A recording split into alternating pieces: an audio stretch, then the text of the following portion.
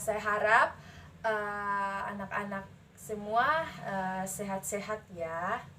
Nah, sebelum kita memulai materi hari ini, saya persilahkan kepada anak-anak untuk berdoa terlebih dahulu menurut agama dan keyakinannya masing-masing. Saya persilahkan. Oke, selanjutnya kita akan mengecek kehadiran siswa. Saya minta kepada anak-anak untuk mengecek apakah ada teman-teman yang tidak hadir. Ya, saya harap anak-anak hadir semua ya. Nah, di sini Ibu akan membawa materi ya tentang gejala sosial. Nah, saya mau bertanya kepada anak-anak, apakah anak-anak pernah melihat tawuran? Dan apakah anak-anak juga pernah melihat perselisihan antara teman? Pastinya pernah ya. Nah, mengapa adanya perselisihan tersebut? Itu karena adanya sebuah masalah. Nah, di sini termasuk dari gejala sosial. Oke, pertama-tama kita akan membahas tentang pengertian gejala sosial. Oke.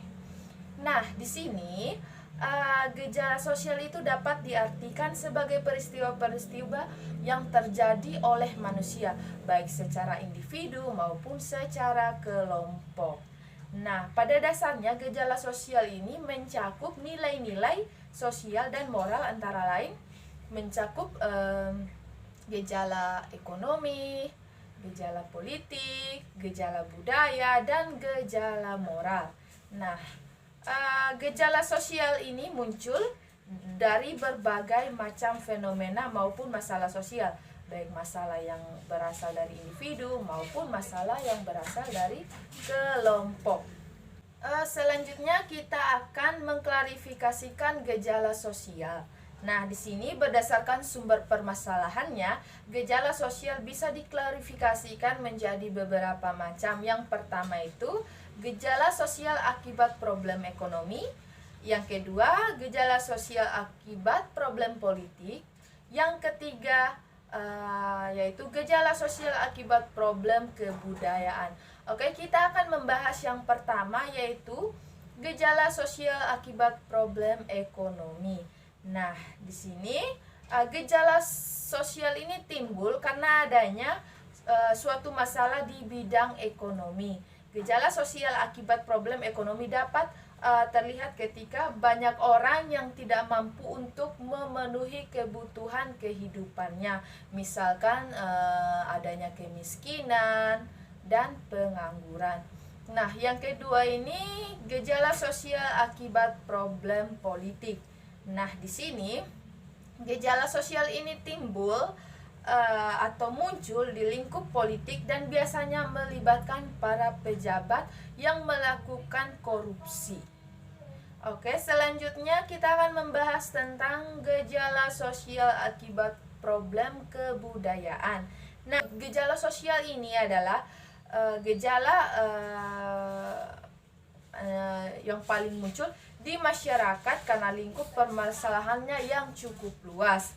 Jadi, contoh gejala sosial akibat problem kebudayaan antara lain itu adalah kejahatan atau tindakan kriminal. Misalkan contoh seperti perceraian. Nah, mengapa timbulnya perceraian?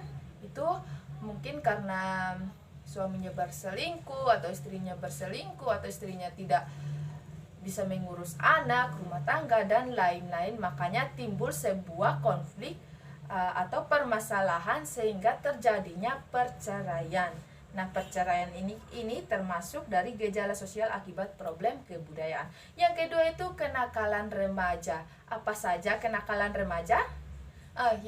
Contoh yang pertama itu seperti ugal-ugalan di jalan, merokok, ngebut-ngebutan di jalan, atau kenakalan lainnya. Nah, selanjutnya itu tindakan kriminal itu konflik rasial atau keagamaan. Nah, di sini apa itu konflik rasial? Ada yang tahu? Nah, oke. Konflik rasial ini adalah konflik yang terjadi antara ras, antara laki. Misalkan konflik antara laki-laki berkulit hitam atau laki-laki berkulit putih. Jadi oke, selanjutnya kita akan membahas tentang karakteristik gejala sosial. Jadi gejala sosial itu memiliki macam-macam karakteristik ya. Oke. Nah, karakteristik gejala sosial yang pertama itu bersifat kontekstual. Yang kedua itu sulit diprediksi. Yang ketiga itu Yang ketiga itu bersifat kompleks atau rumit, dan yang keempat itu beraneka ragam. Oke, kita akan membahas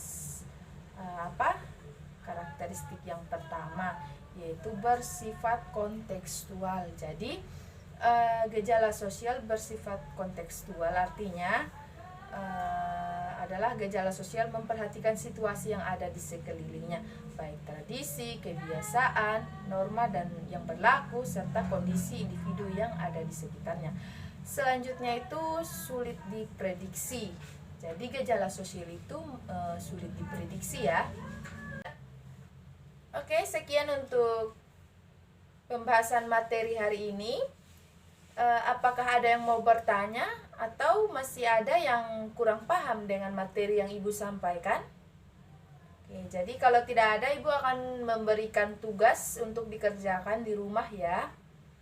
Oke, Ibu akhiri pertemuan hari ini. Selamat siang.